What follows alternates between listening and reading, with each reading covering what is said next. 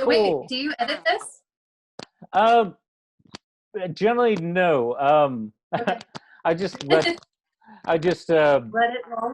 let it roll. So it's just I really like the candidness. That's what I seek out in my work, um, and Nice. and my conversations. So Good. uh, sometimes there's been blips in the system, like with Zoom.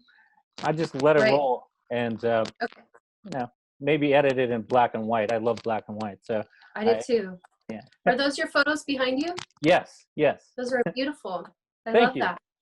Um, well, oh, thank you. I love shadow, and I love deep shadows, and Hmm. how it's I just think it contrasts like the subject so well, and I don't know, I'm just fascinated with shadows and just everything black and white and Right. influenced by film and all black and white films and stuff like that. But Yeah. uh, to begin with, though, I mean, let's talk like about your stuff, Brandi. I mean, it, you've you've had this amazing work, and you progressed it. Uh, Actually, I noticed your work uh, through High Fructose Mag last Oh, year. nice. Yeah. So, um, so I actually have a copy in front of me, which was cool. I didn't even know, like, I was reading. I love art, and then I was like, oh, cool. Kind of Yeah. sunk up, but I guess like let's start from the beginning, Brandy. Like, uh, where did your interest in arts and this type of expression begin? I guess. Um, I guess it began as a little kid. I always liked to draw, like in class. Um, I was kind of raised in this strange bubble, very religious home, and my mom. Uh, I'm the youngest of four kids, and she kind of kept us um, in this bubble of like safety. And so I didn't know about art like out in the world. Um, I knew what was in my home, which was like uh, Christmas decorations and Halloween decorations, like back in the 70s and 80s.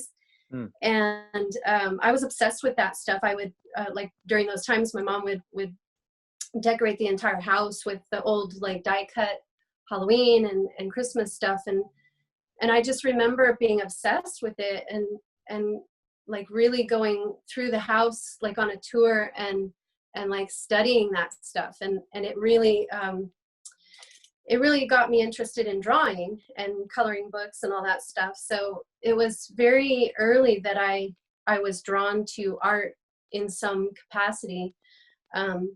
And I remember always wanting to be an artist when I grew up, but I didn't really have, I was really naive and I didn't know if there were artists working out there. You know, I knew of like the classic painters and such, but I didn't know, I wasn't aware of like contemporary art and shows like wherever you are.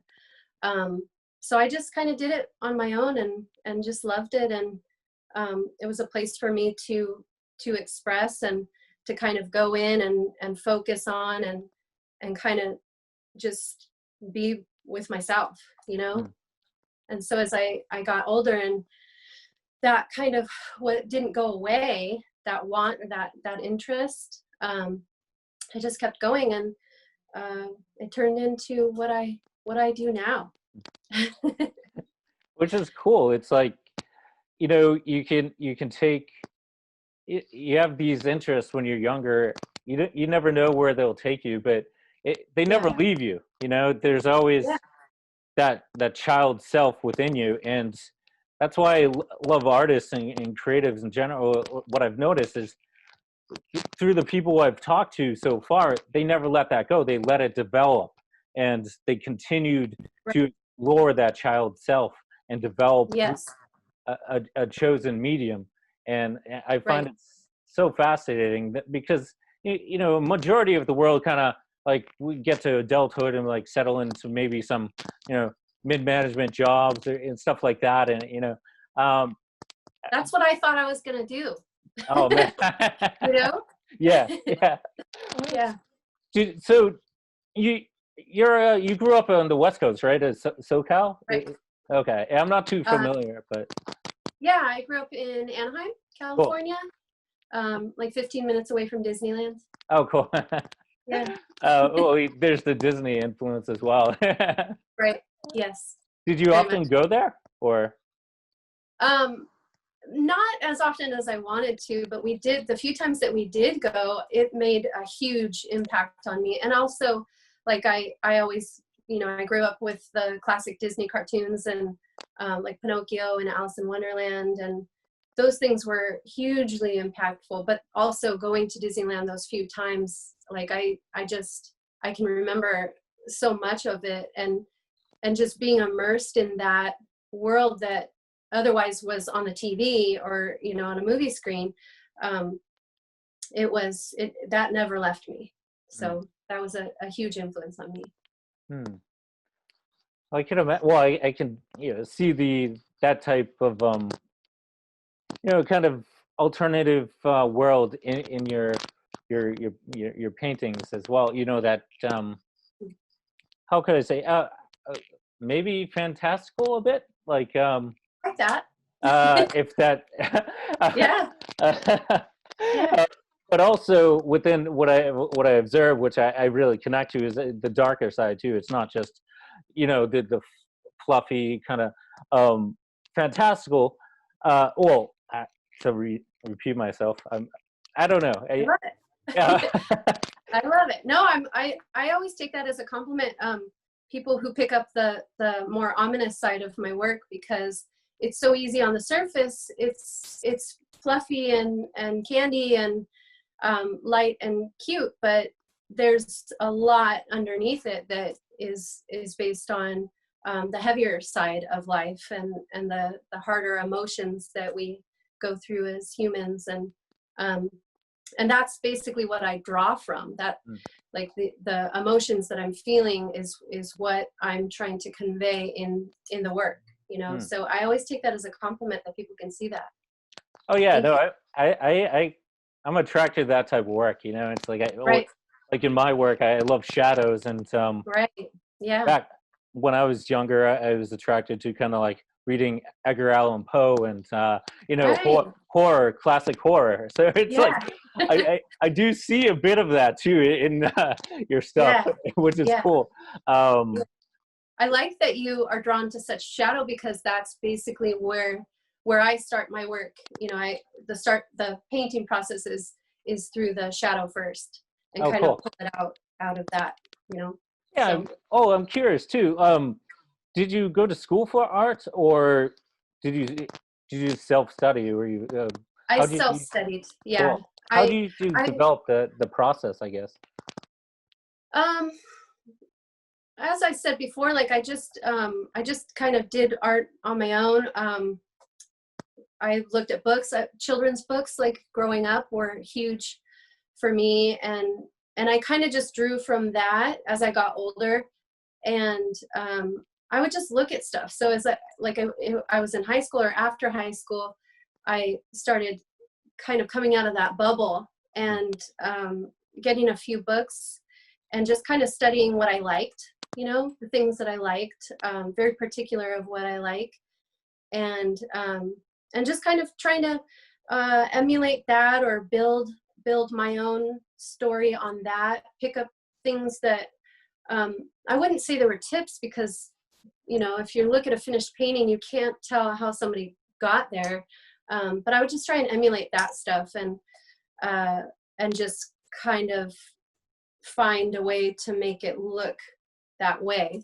What is Oh, this? I think I lost your. Oh, there you go. Am I back? Can you hear me?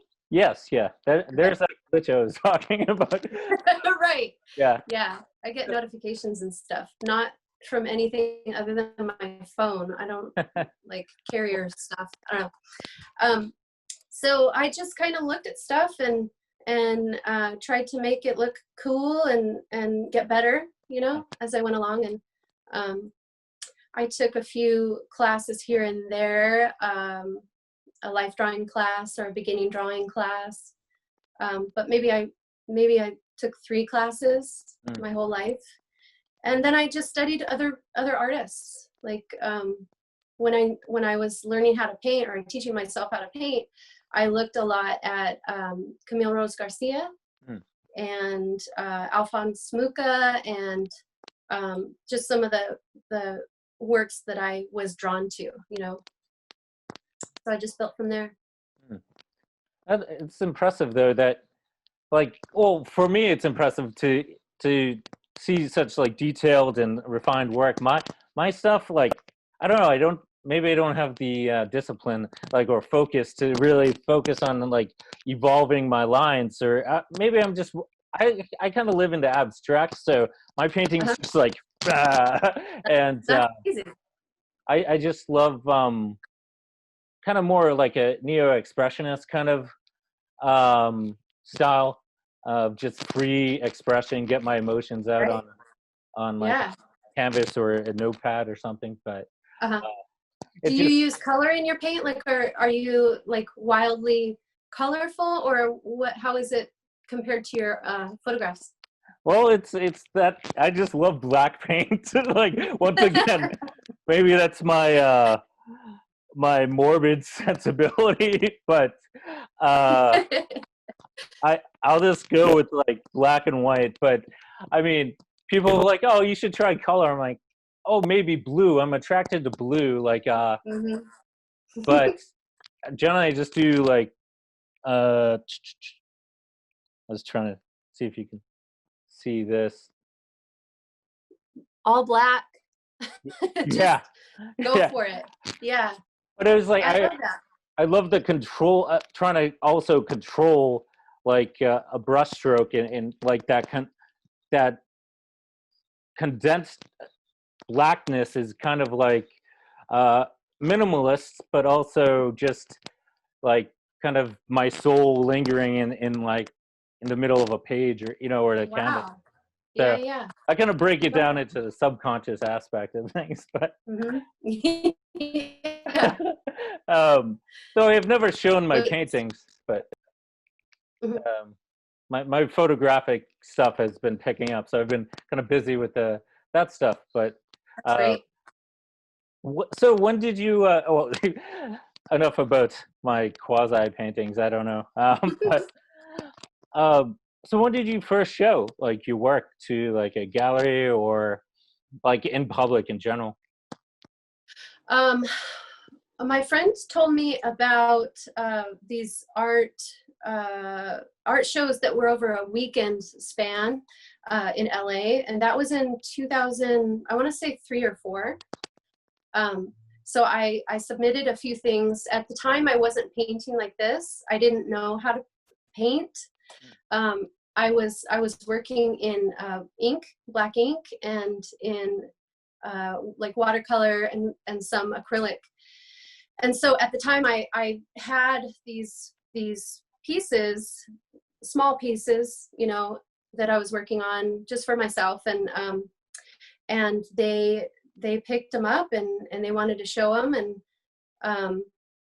it was Cannibal Flower and Create Fixate at the time, and so they hung them up. I framed them and they hung them up, and they did well with the audience. And I remember, as I said before, you know, I didn't know of an art career out there when I was growing up. So I remember being so like shy and nervous about people's reactions, and they did really well, and I was super humbled by it, and I was floored, and they kept asking for more, so I kept going, and those were those weekend shows, and then that kind of caught the eye of a few galleries in LA, Gallery 88, and a few others, and so I just kept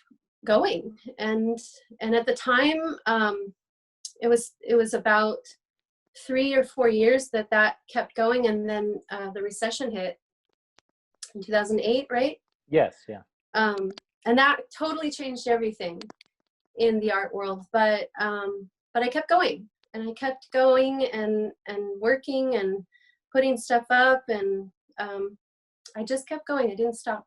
So here I am today. which is amazing. Process. I feel like, well, I've kind of gone through a similar process. Well, you know, it took, well, I'm 35 now, but it took me a couple of years since, like my at 30 to say I'm an artist, you know, and identify as an artist. And it Right. also took my move from Boston to New York and do my New York thing, and Wow.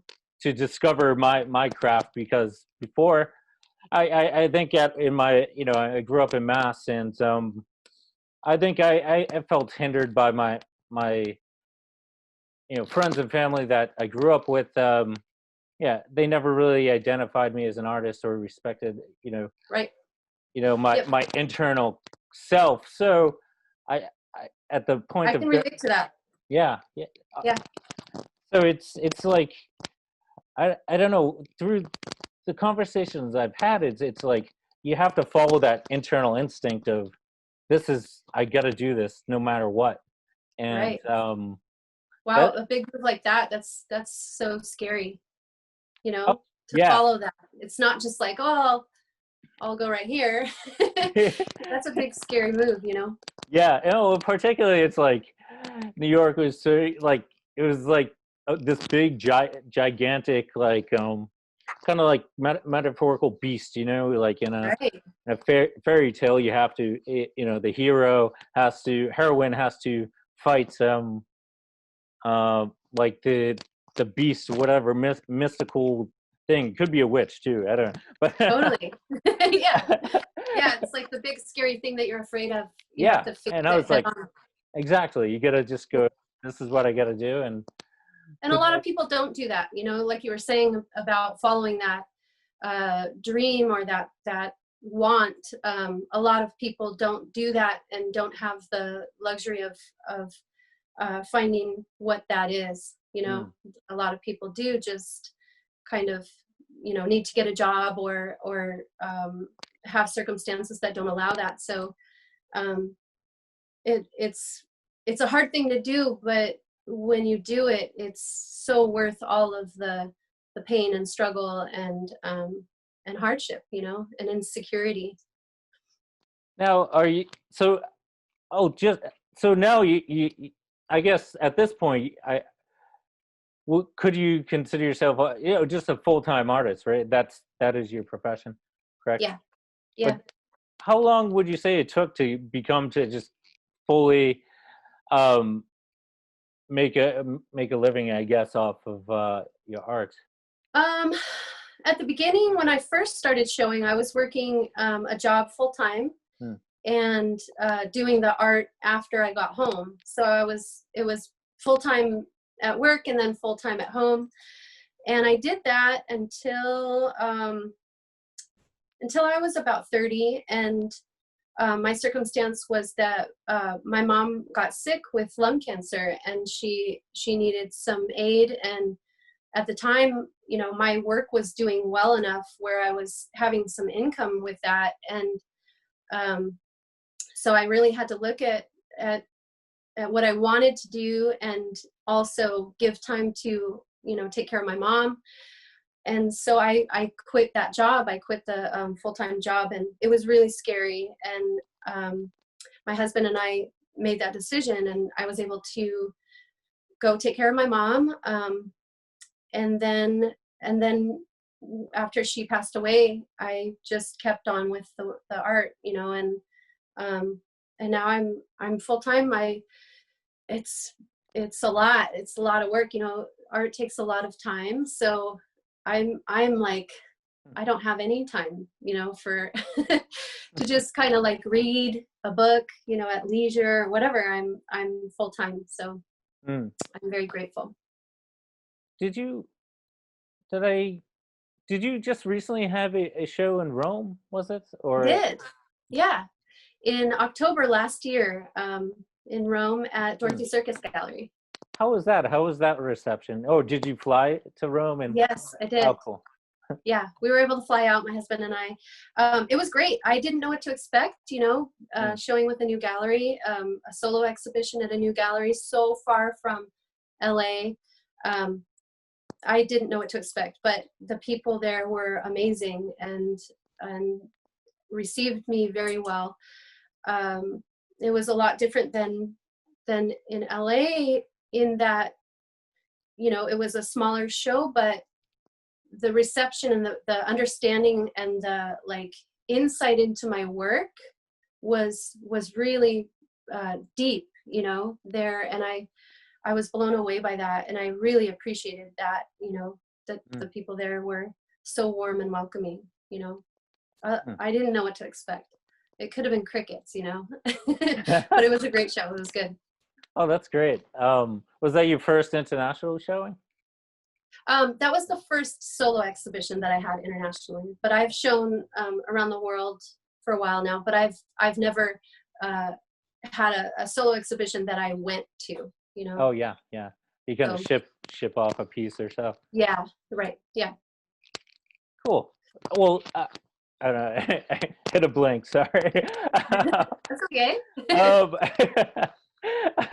um, I don't know. Like, can you talk about a bit about just like how you develop, like, I guess, a scene or like these worlds you create within your painting? Like, how does like say your concept, a concept, go from your head to the canvas, or a Mhm. sketch to the canvas? Yeah. It usually starts like I get a lot of inspiration from music. Like lyrics in music make me kind of think abstractly about something. It could be like a word, it could be a whole song, it could be the feeling of a song. And I kind of just go with that, and whatever pops up, like an image that I would have, like if I have a skeleton in mind and I want to see him, I don't know, crouched over, then I kind of go into that feeling that lyric or that emotion kind of sets for me, and then I just kind of build from there. I do sketches in a sketchbook. I Mm. have hundreds of, not hundreds, but maybe 100 sketchbooks, um, that I just kind of play around with, write certain things as I go on. Like I'll listen to a lot of music, and it'll take turns, and I'll just kind of follow what I'm feeling and build a story around that. And then in the process, like, taking it from sketch to the final piece, that then takes on another like journey, and I kind of just go with like the first initial idea, and then things will start to happen. Like, it'll get deeper, it'll take certain turns, and if I'm feeling this way or that way, that'll kind of pour out too. Mm. And so then they teach me as I go along. It's Yeah. not something that I have like completely done on the sketch and then I transfer that and it happens just like that on the piece. It's not like that Mm. ever, really. um, so I just have to be open to the whole process, and open to how I'm feeling and what's motivating me as I go along. Mm.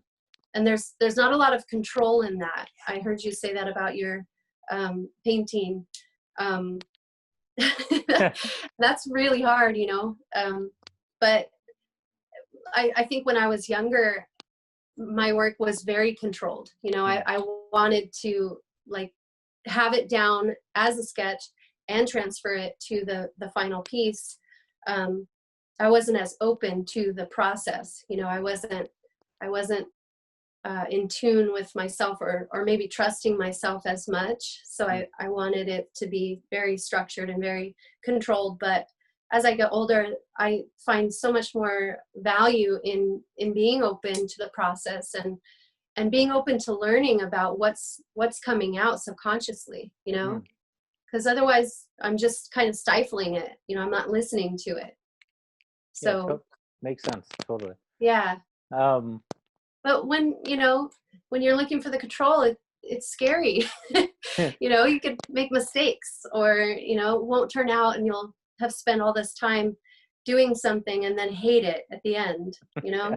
Oh yeah, yeah. No, it's Yeah. like, yeah, if you go into something or like a piece or work with expectations, it's and then if they fail, if the final result or artifact is I guess lower than your expectation, then you have Yeah. this internal conflict where it's like, Yeah. I'm Like, you awful. think it says that you're awful. Yeah, Like, yeah. you think that that's a failure, or you think that you don't have what it takes, or, you know, you're not as good as what you want to be, you know, but that's not true. You know, that's not true. It's No, just, that's always we're my human and it didn't work. You know? well, that's been my internal struggle. Like that's been my process, I totally understand it. particularly when it's like I'm just like recently discovering like I want to pursue this, but like art, you know, this is I can't see myself doing anything else. Like I've worked in, you know, corporate design, like technology, and then prior to that, kind of like in criminal justice and security and stuff like that. Whoa. But so I've kind of evolved. And through my interest in design, I realized, hey, wait, I'm more of an artist. And then I found the Hmm. camera when I moved to New York. Oh, Uh, wow. so, and then I had my first show that year, 2017 in Chelsea, and it was cool. And I love the process, not only of just being on, say on location and capturing a raw moment, but also I love the second part of photography, the printing, the fine art Uh-huh. aspect of, you know, selecting papers, thinking about, you know, texture, and I love the gallery aspect too. That's Right. Yeah. it's fun. Also stressful because it's like I'm putting myself out there, you know, and then you have just all these strangers judging you. And it's like, Yes. Yeah. so I'm kind of curious, how do you like manage that? Like, do you have Um, that feeling of like, oh, like I have this out there, but I'm like, oh man, I don't want to hear is bad. anyone looking? Does anybody like it? Oh, totally. Yeah.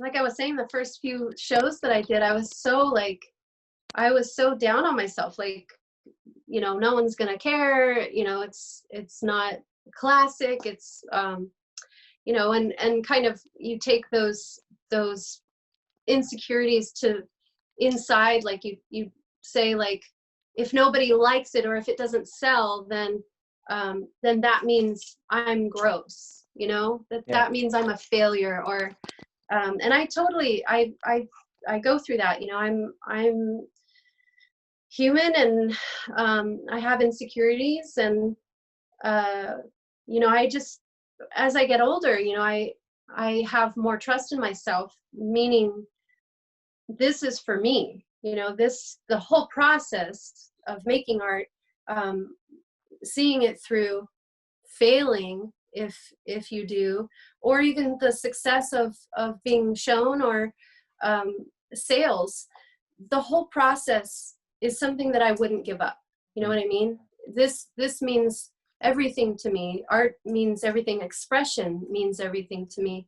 Um, Communication. This is the best way that I can communicate. You know, how I'm feeling, um, and I can't judge that by other people putting a price tag on it, or saying, you know, it's so great, or it sucks, or, you know, I wish she'd go this way or that way, or I like the old stuff rather than the new. I can't put that as what I'm valuing. You know, I can't stop myself in the process and go, well, I hope somebody likes it, you know, or I hope it sells, or I hope that it's at this dollar point, you know. Um, so it comes back to that this is for me, you Mm. know, this stuff is for me. And I'm grateful that other people have responded to it and want to show it, you know, around the world. And I'm grateful for the whole thing.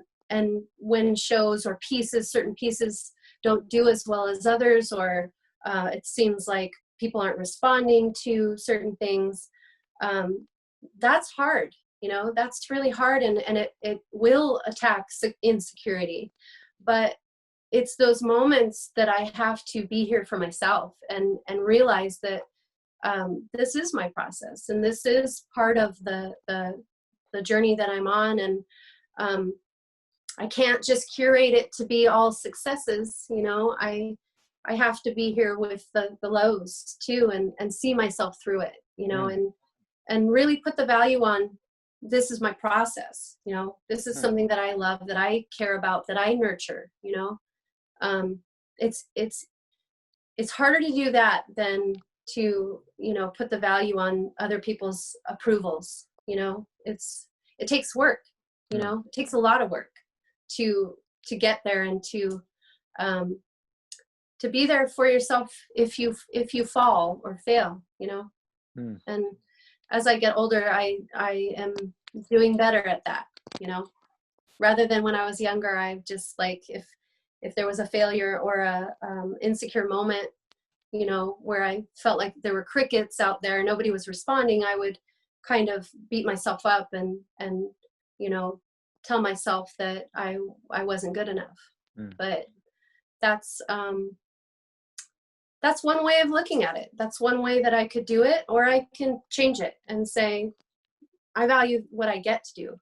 I value that more than other people's opinions on it. Yeah, totally. It's like, I mean, if you change just for outside of opinion, it would, I guess it would probably devalue the work for yourself, because Absolutely. what it sounds like, or I mean, like, I guess art is kind of like a therapeutic practice as well, where you're like, maybe you have all this like messy stuff inside, but then you're like, I have whatever medium, painting Right. for yourself, but Yeah.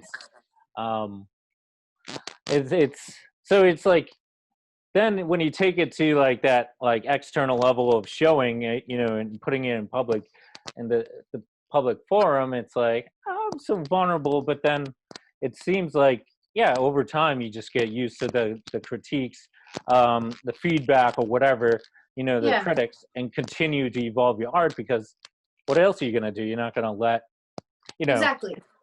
whoever try to control your work, which is just a extension of yourself in your soul. Right. Yeah. It's the way you communicate. It's what you're saying. And if you don't believe in what you're saying, then that's one thing. But if you do believe in it, then somebody else's opinion, there's going to be all those opinions out there, but I don't need to take them in and cut myself short because other people might prefer something else. Yeah. Yeah. It's kind of like, you just, you go on your own thing, and the people that love it, and the people that don't. And as long as it means something to you, then you're on the right path. You're doing the right thing. Yeah. Because if you don't, like, there's so much of that outside influence. If you're looking for that and you put value on that more than the value you have for your process or what you're saying, it starts to cut that off between yourself and the art. Yeah. It starts to put walls up, and change what you're saying, and that's not what we need in the world. Yeah, we need more people to just go out there and freely kind of express through their medium without being afraid to be criticized, and Right. stand up with for what they believe in. Right. And it's scary. It's very vulnerable, but that's what art is, right? That's what music is. That's what all of it is. Writing, everything. Well, speaking of music, to wrap back to music, what are you into? Like, that's been a lot of my journey as well, is documenting notable and up and coming musicians, and I love music as well, and Right. So I'm curious, what kind of music do you let into your headspace? And I grew up listening to like classic rock and oldies. Neil Diamond, Elton John, Cher, all that stuff. So I still love that stuff. I love Tom Jones. I love disco. um, and so I still like all that. And then as I've gotten older, I love, I'm really drawn to Tool, and they, like, their music really influenced my work heavily. And I love Billie Eilish now. She is amazing. I love Warpaint. I don't know a lot of contemporary stuff, but I have a wide range of music that I let in and work with, and just kind of get myself in the groove of feeling, really, Yeah. Yeah. Oh, and I also noticed you have a few books published out, and was that a different process, like the editing process, or how do you, like the putting together a book and then publishing? Was that a different process than just creating one piece on canvas, or? Yeah, definitely. My first book, both of my books are with Baby Tattoo Books. It's a small publisher here in LA. And the publisher came to me and liked my work years ago, and he said, I want to do something with you. And so my first book is a little short story. It's called So Good for Little Bunnies. And so I wrote that for that project. And it took about a year for me to write it and illustrate it. And man, that was a long process. That being the first time that I did that, it took a lot. It's not easy. And it is a short story. It's not a huge novel or anything. But it was a long process, and I love how it came out. And then my second book is what is it? It's my artwork. It's I think it was 2008 when that came out. I could be wrong. I'm totally wrong. I don't remember when it came out. Was it 2014? Yes. Way later. 2008 was when my first book came out. But so that's my artwork up until that point. And that was basically just getting all the artwork and all the information to the editor and the designer of the book. We worked together to just kind of lay it out and tell the story however we could. So that was an easier process for me. Yeah. But I love both of the books. So. Now, I'm curious about just some elements I noticed in your work. Like, I love eyes, like eyes, particularly the eyes you incorporate within your, I guess, characters, or not character, a lack of better word, I get, but I just love, like, they're either like tiny and beady, or just like bigger, or just yeah. What, like, I'm trying to think of, like, what inspired, or like, why do you, I guess, What's in the eyes? Yeah, what's in the eyes? Yeah, there we go. Yeah. The tiny beady ones, I grew up obsessed with Peanuts, Charles Schultz. So like that really influenced my work, and I think you can tell if you look at my work that has a place there. So that's where I get the tiny beady eyes. I like the simplicity of that. I really like the naive aspect to like little beady eyes.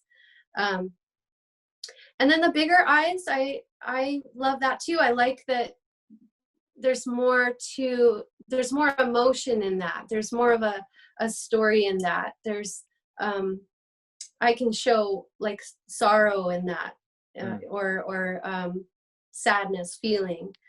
That lends more to the emotion of it, Yeah. Well, I was like curious because the beady eyes, you just like, do I trust these characters, or uh, Yeah, with these like, yeah, yeah. and kind of like, yeah, the bigger I stuff, I kind of uh um reminded of like Margaret Keane's stuff too, her big eyes kind of paintings, and I'm like, Yeah, yeah. um so it was Yeah, like, there's more emotion in that. There's you could look deeper into those, you know. they do say that, well, the eyes are, the portal to the soul, so it's like, Right. but I love the kind of also lack of that too, the lack of soul, where I think I've read somewhere, maybe in the high fructose article, where you kind of intend for the viewer to transport themselves within that. So Definitely. yeah, Yeah. Yeah, it's more of a vagueness, you know, in the work, so that the person can, or the viewer can, transpose their own story onto it, or their selves. A lot of my work is like a self-portrait, mm, meaning that this is the emotion that I'm trying to convey, um, and I want the viewer to pull their own emotion out of it too, you know. um, and so then that's like, that has informed my work a lot, meaning that I like to keep it kind of vague, you know. The women that I paint don't have noses or mouths, you know. They just kind of have a downcast eye. um, I like the vagueness of that, and almost the naivety, how do you say that? Naive, that, that, naivete. that, now I'm tripped up. I like I'm like, I yeah, like how it lends a naive feeling to it. So, yeah, yeah. um, So and it's more kind of interpretive too, for, right, yeah. yeah. And there's a part too about like, the little beady eyes. That I grew up really shy, you Mm, know, and kind of not wanting to be seen, you know. I wanted to be invisible, and I think that also informed a lot of why I do what I do, you know. The downcast eyes, or the little beady eyes, you know, just kind of being a little, you know, shy, yeah. you know. No, I totally get that. Also, you incorporate, I guess, candy as well. I'm kind of curious. Um, what's the, I guess, the metaphorical aspect of the Candy. candy? Yeah, if um I grew up obsessed with candy, like obsessed, and it was something that really made me happy, and I wanted to collect candy. My dad had this old suitcase that he gave us, and my dream was to fill it with candy, so that I had this like treasure box of full of candy. So that's kind of like a thing that I call back to, something that inspired me, the visual aspect of it. Candy has a lot of, it also, I want people to relate to that, like as a kid, like, you know, a lot of people grew up with candy on the brain, and I like that. I want that to be relatable, and draw people back to their childhood, you know, mm, if I can. So and then now it's kind of what I use to express, like, um, kind of like an addiction, or an addictive, like fiendish feeling, you know. mm. I like that. I like to use that, you know. And I'm very, it's so pleasing to paint it, and have that shiny, you know, candy coat. um I just love it. That's something that's never left me, you know.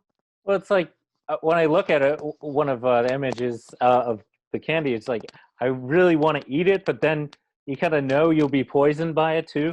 Yes, yes, yes. Like that the poison apple, or what, Right. Yeah. Yes, Um, definitely. but that's our contemporary poison apple, is sweets and sugars, and we are Yes. a culture of addiction to food, and so Yes. we could Yes. dig deeper into that. But I'm not one to do that, but that's cool. But yes, that is definitely all there. Yeah. Cool. Yeah. I don't know. It's like this ominous marshmallow, and I'm like, it's so tasty and so cute. But then I'm just like, I want to. Don't do it. Yeah. Yeah, yeah, definitely. Yeah. So, um, well, I guess like kind of the almost wrap things up. Just like how, Mhm. kind of like, I guess like how I get. I don't know how. I don't know. Maybe it's a broad question, but how could like I don't know how have you or like how could like a younger artist develop their child self or I don't know. Maybe that's not what I'm trying to communicate. um, Mhm.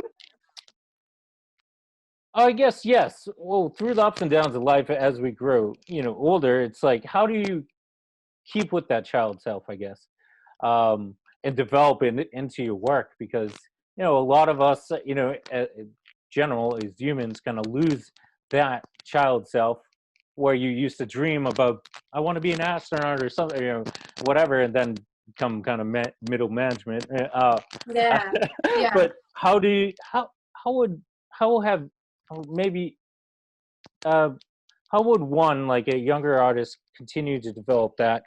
I guess as a kind of key point to Hmm. advice. Um, how can we do that? What I've done is I just always return to the things that inspired me as I was growing up.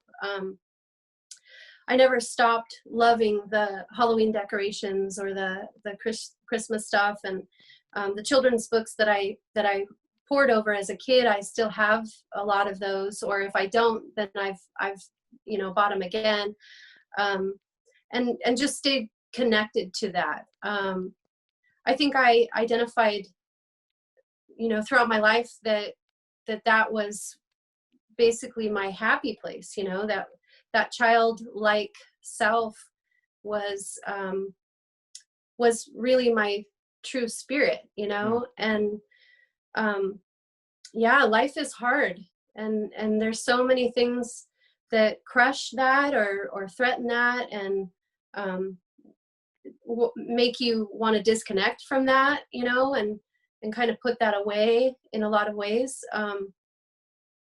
But for me, I value it.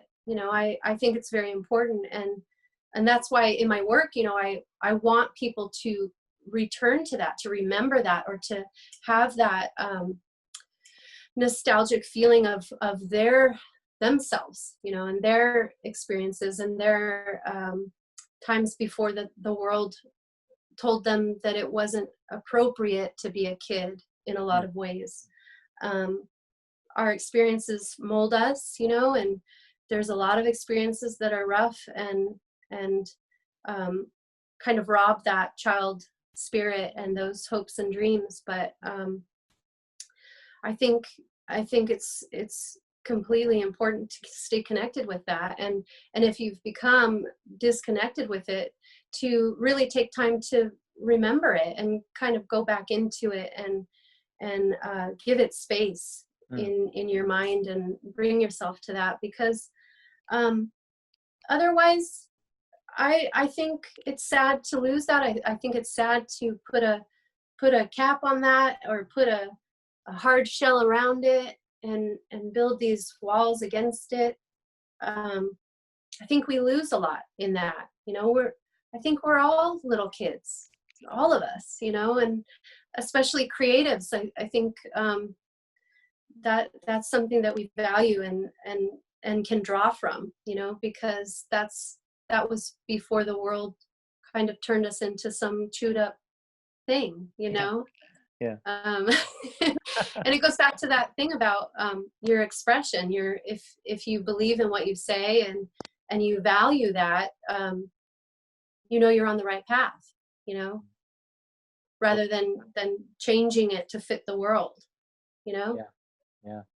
Um, yeah, no, that's yeah, totally. That's um Do you feel like that? I mean, do you feel like a kid?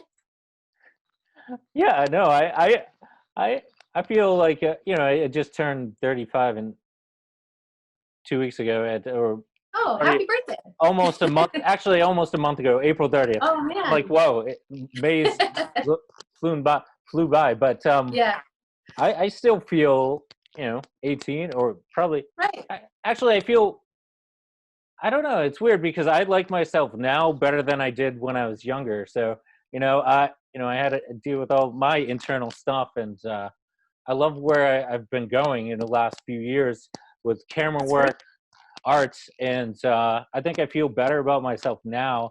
But I've read a lot back in, you know, as a child, so I bring that, you know, the love of story into what I do, Mhm. and I love film too. I absolutely love film and Right. cinematography, and Yeah. what your work kind of brings out of me is like watching Tim Burton's films, you know, Oh, like I love that. That's yeah, a compliment. Thank yeah, you.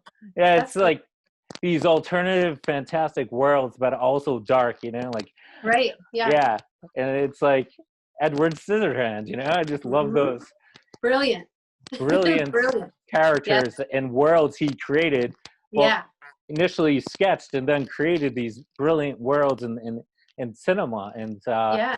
that's Yeah. kind of how I kind of, it brings up viewing your images. That kind of recalls the experience of like a Tim Burton movie as well. Nice. Yeah. Love that. That's great.